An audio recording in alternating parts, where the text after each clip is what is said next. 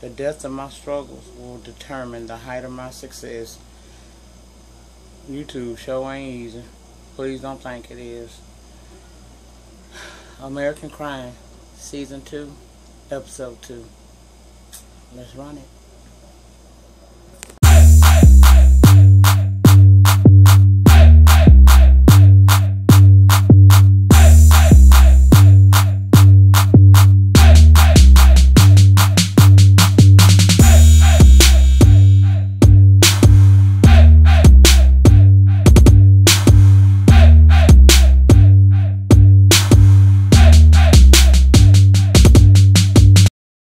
This one more fucking time. This is like take number 10 of me trying to get this review out to y'all. For some reason, my family wants to try it today. If they do one more thing, I'm gonna keep the camera rolling and let y'all see how fucking how a black woman go just completely fucking ignorant on a bunch of bitches. Okay. Anyway, we open back up on this episode. We are down there at Taylor Mama house because remember at the last episode she called the police. So now a female officer and a male officer have both come to her apartment, house, whatever. It's like an apartment. And she's trying to recall this story. But here's the thing. They really need to hear from him, but he's not ready to talk to anybody yet. So he's kind of giving them, you know, she's trying to tell them that he just don't want to talk. And the female officer gave her some really good advice. She told her, look, in order for us to help him, he has to help us. We need to really hear the story from him. The male officer also gave her a little piece of information, and it was, look, you need to take him down there to the hospital and get a rape kit done. That way, if there's any evidence that's still there, we would be able to, you know, get that and use that in a possible conviction against someone. So that's where we at with that. Now we go down to a town hall meeting, and that's what it seemed like. It could have been a meeting at the school board or something, I don't know, but you got representatives from the Leland School, and you got representatives and parents of children in the inner school system. And basically what I was getting out of all of that is that the inner schools are not getting certain funding that they're only giving to the privileged school kids, okay? And the parents are in an uproar about that. They want to know why aren't their children afforded the same opportunities and programs that the Leland School is getting. Now, in a meeting that goes on later on, and I'm assuming at this point it has moved to the Leland School because it's all of their school board members or board of directors, however that school is ran. They calling them folks idiots. You can tell clearly that they see themselves as above, and everybody that's in the inner school public system is below, okay? They're calling them idiots and saying all kinds of things, but Leslie, the head mistress, she decides to switch the conversation, and she begins to talk about a fundraising event. Now, you got members of this school system saying, of the Leland board, saying, you know, after what we just encountered, why do you want to talk to us about some type of $3 ballroom situation or whatever they said? And she's telling them, well, this $3 ballroom thing that you're talking about is a fundraising event that can yield us over $3 million. And at that point, he got quiet because we can all tell by now that cash rules everything around these folks. Dollar bill, y'all. That's what I got out of it. Then she proceeds on to tell the board about these possible allegations that have come up. And in my opinion, she listened to the situation. She, for one, didn't tell them what the allegations really were, and she made it seem like it's something that they're going to be able to get rid of really fairly quickly. In other words, I see a cover-up coming, and that's what's basically happening, because at the end of their meeting, a member of the board, who I begin to believe is probably the spokesperson for the Leland School, she's telling him what to say if, you know, in regards to if any of this gets out. It's no fact-based information right now. It's all rumors. So any statements that are made need to be based upon the fact. I mean, but beyond the rumors. We are not gonna feed into anything more. They finna try to do a cover-up, is what I see. Okay. She told them to listen. You know, build your statements around the rumors, but watch for the facts. You know. child cover-up, okay? Now, back at Taylor's house, he and his mom are together, and she explaining that he needs to go to the hospital for this rape kit. He kind of apprehensive about it because at this point, he's still not really ready to talk about this. But the mom wants justice, and she wants it as quickly as she possibly can get it. And we see her take him down there, and they sit there and they get everything together. Child, they act like they're about to do an operation on the boy.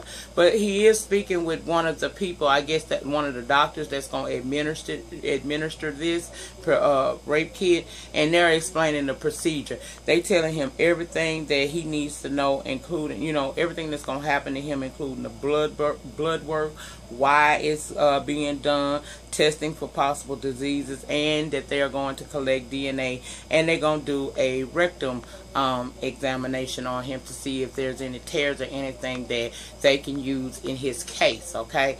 She asked him at the end of the day, is there any questions that he has, and he told her he didn't have no questions. She also let him know during the procedure she is going to talk to him about what actually went on, because if they have to go to trial, she can give an account as to the state he was in when he came in for that rape kit, and that kind of helps his case some. So he's agreeing to all of that, even though you could tell he humiliated as hell.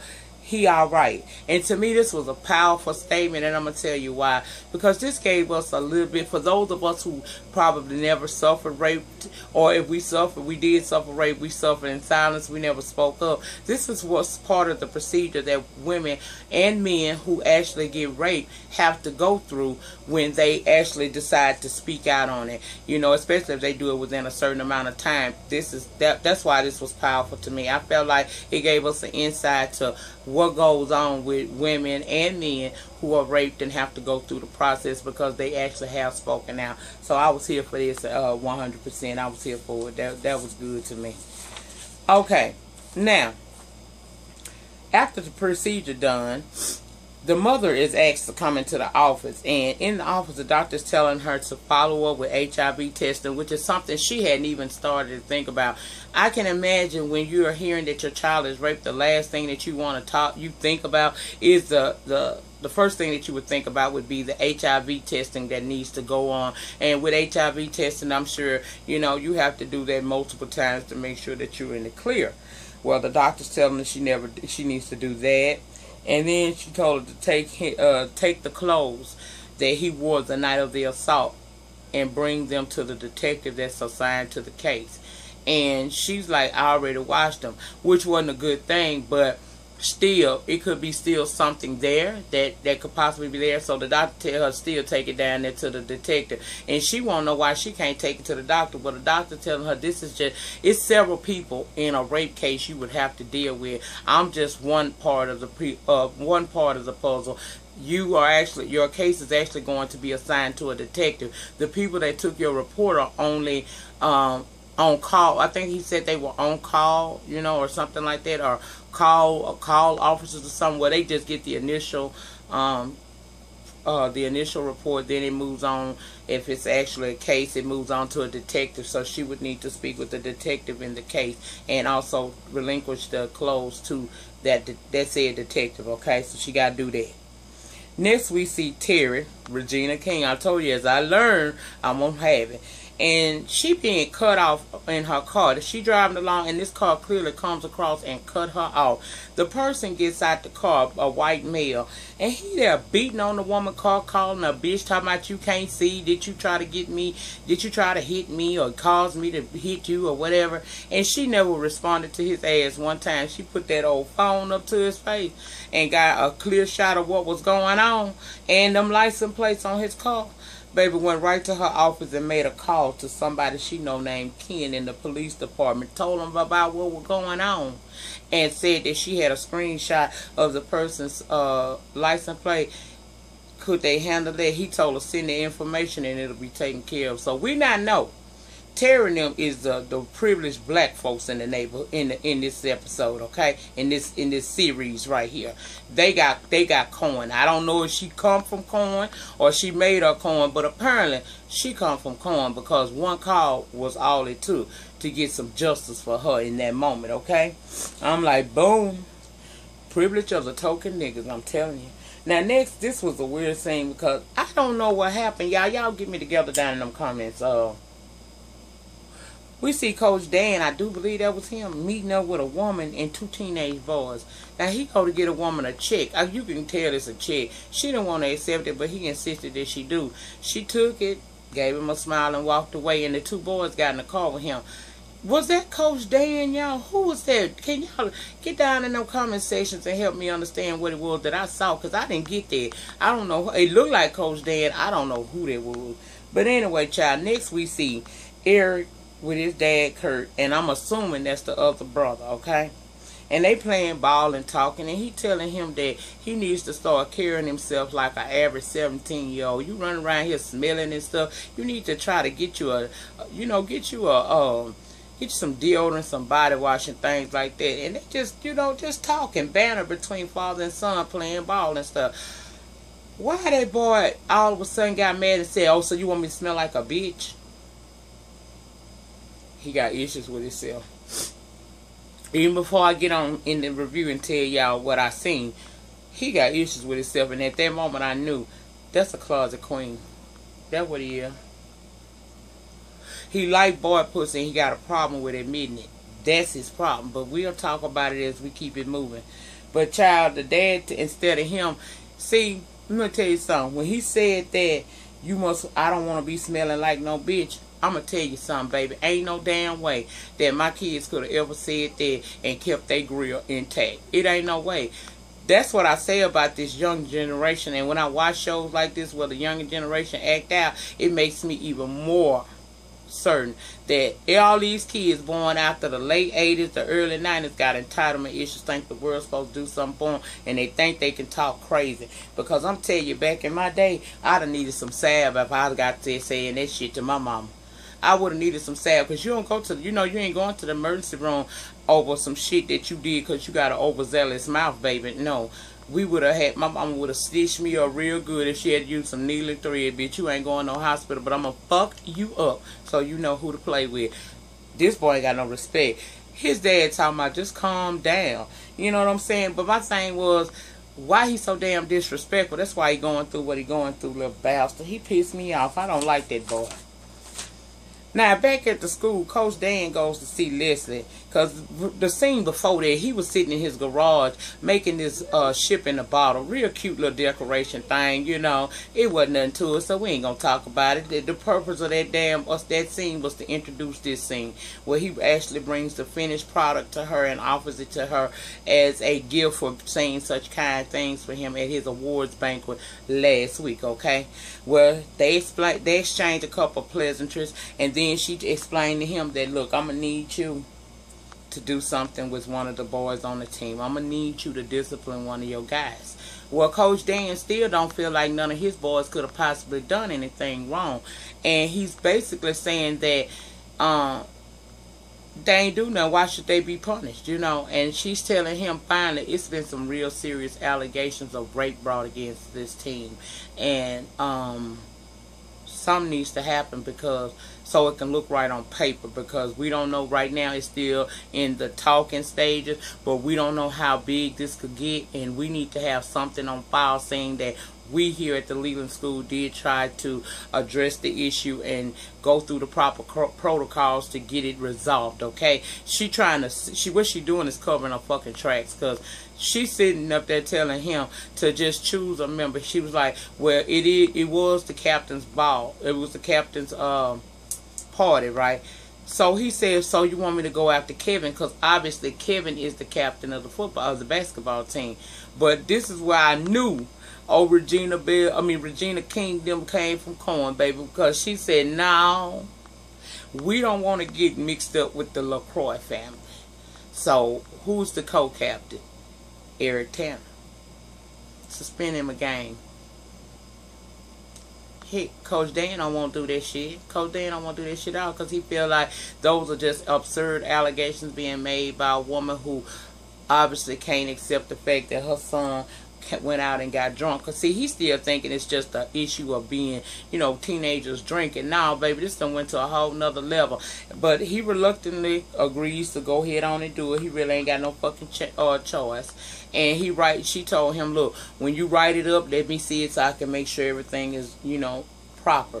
In other words, when you get through putting these doing this bullshit, let me know so I can add in or take out anything that won't make us look good. Because one thing's for clear about this head mistress, she all about how this school is gonna come out looking. And I think she kind of halfway know that mama ain't fucking playing.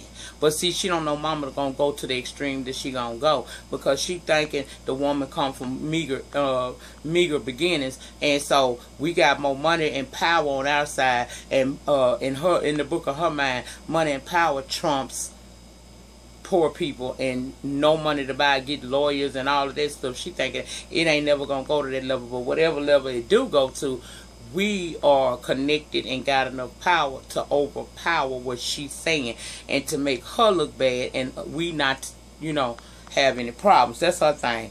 Well, he agreed to do it, like I said, because he had no choice.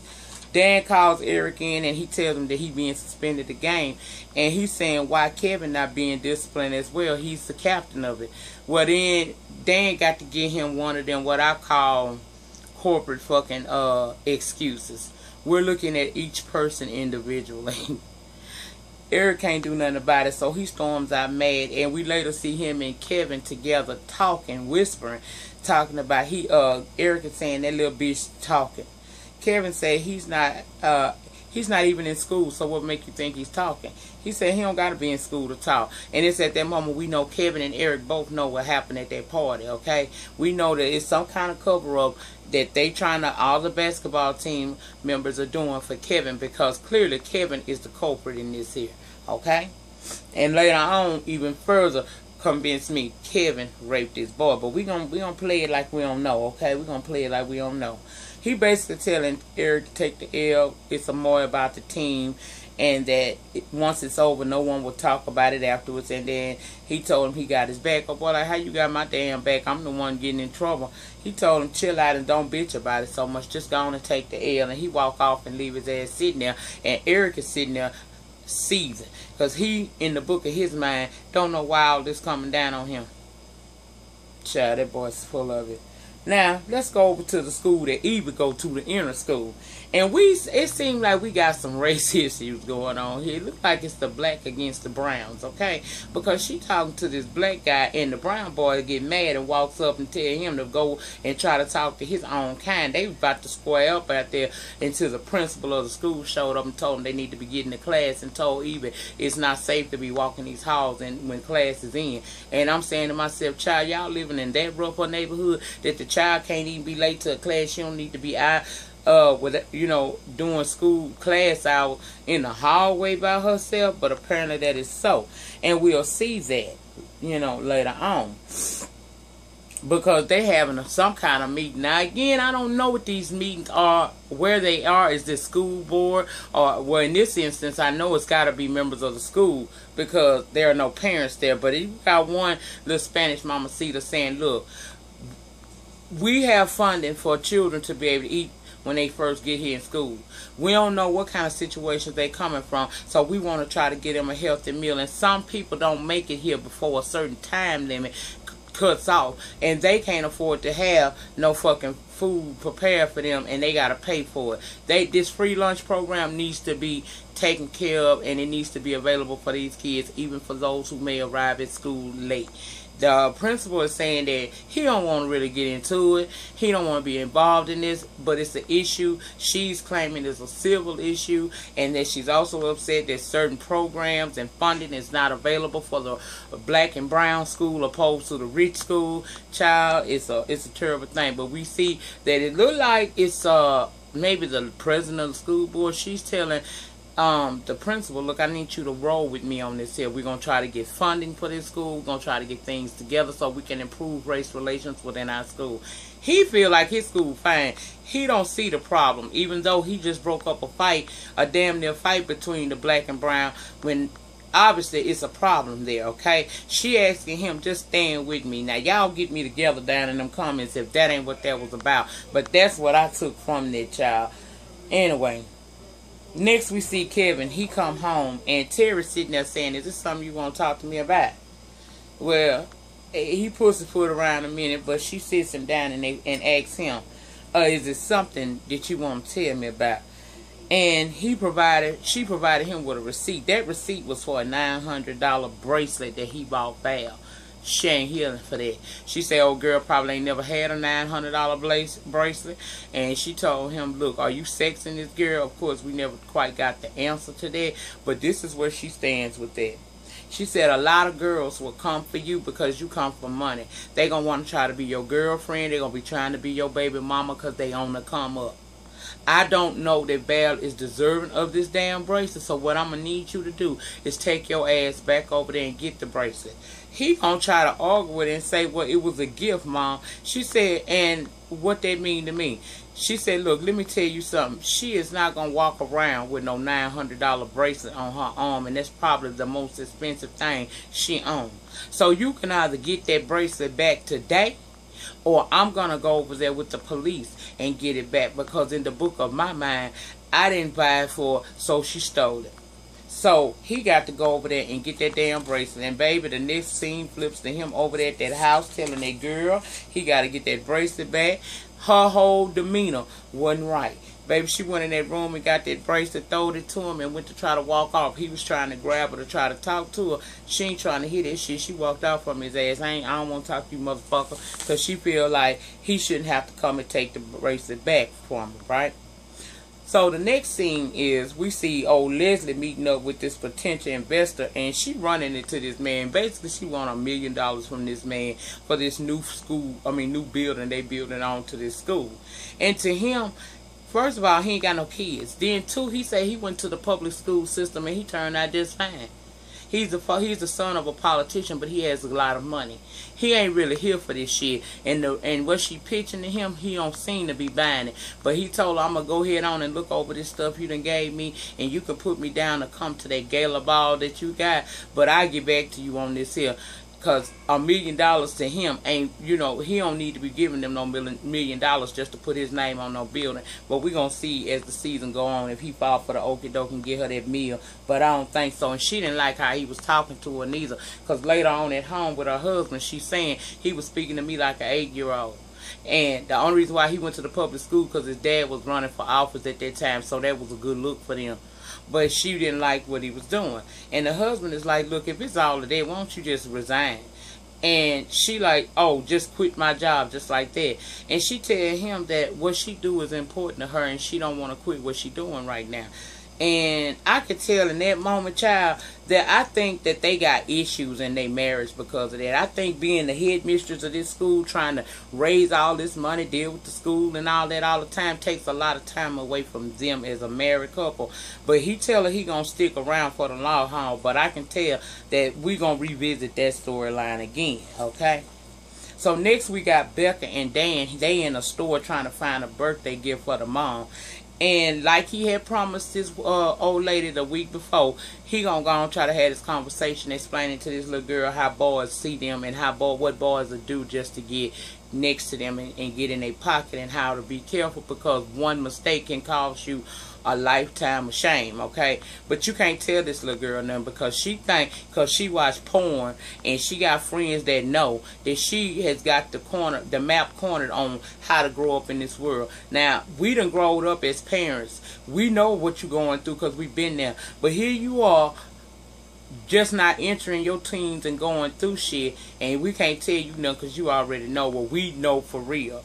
You only assuming, we know. But she wasn't trying to hear nothing he was trying to tell her. He even tried to use the situation of Taylor pictures being sent around the school and how embarrassing that could be to him. What if that was you? And she still wasn't getting it. So look for something to happen to this little bitch in the long run because she don't listen very well. She one of them know-it-all teens, and ain't nowhere in hell I would have been trying to talk to another motherfucker's child and help her when clearly that attitude ain't just something she got today. She been like that. Okay. Next, we see Evie and Taylor meet up, and we find out that Evie is Taylor's girlfriend. He want to know, why come you went and told my mama and showed my mama them pictures? She like, baby, look, your mama already knew about them damn pictures. I just showed her to her and answered her question because she kept texting me, okay? But what's really, you won't talk to her. That's why she came to me. He was like, why should I talk to her? She said, because that's your mama. That's who you should be talking to. You won't talk to your mama. You won't talk to me, and I'm supposed to be your girlfriend, and all I'm trying to do is see if you okay. He wouldn't answer her. She started asking him, is he okay? So I guess she figured, you can catch more flies with honey than you can vinegar, because she started hugging and kissing on him. But y'all, that seemed awkward. That seemed forced to me, if you ask me. I'm peeping him out. And as a mother of a member of the LGBT community, that didn't look right. That looked like he was just doing that. And it looked like I don't know, y'all. Maybe I'm just putting too much into it, but it just seemed awkward.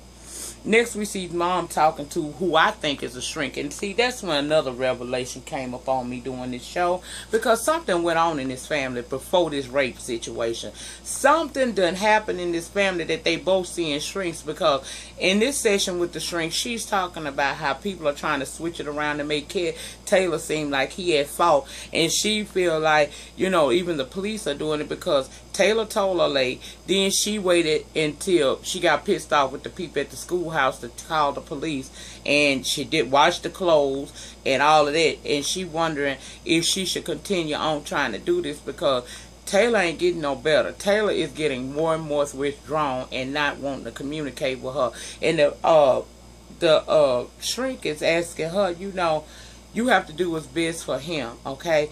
At the end of the day, regardless of what they're trying to tell you, you do what's best, because she's feeling like she might just drop this.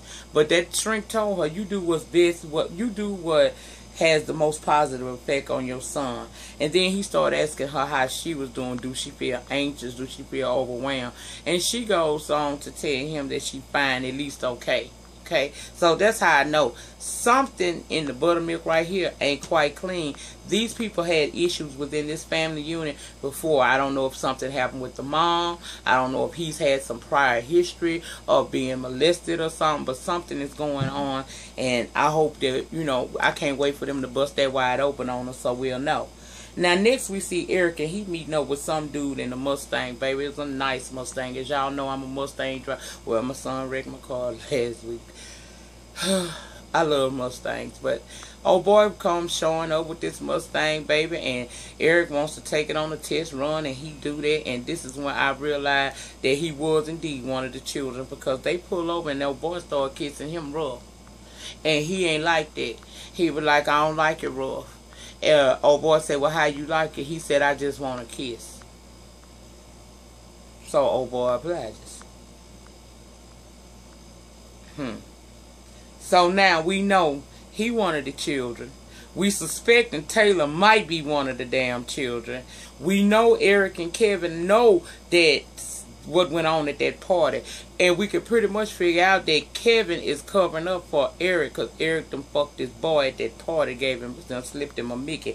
Mark my words, people. Follow me. I promise you I'm going to bless you by the end of this episode, by the end of this series. Now, mom goes down to what I'm assuming is a lawyer's office. I didn't see no badge or nothing that would make me think it was the police, but basically that person was telling her, maybe it didn't go down like your son's saying it. Maybe he has a drinking problem. Maybe you should try to get him a drinking problem. get him some help. And the motherfucker gonna tell her some shit about, I got a 15-year-old. I know that they can do a lot of things that would embarrass us and would, we wouldn't know about. They would want to tell us, but perhaps he does have a drinking problem and he actually didn't get raped. Mama done got frustrated because nobody seems to want to hear the truth about what went down. This boy was not no alcoholic, and he ain't no drug addict, and he ain't known to really do the things that he did, which was go to that party. I feel like he was pressured to go there, but we'll see. She get frustrated. She get on that internet and find this reporter, baby, and she meets up with her, and she runs down everything that's been going on and how nobody seems to want to help her. And the reporter is here for it, but she give her a warning. Look, I won't say your son's name because I don't have to.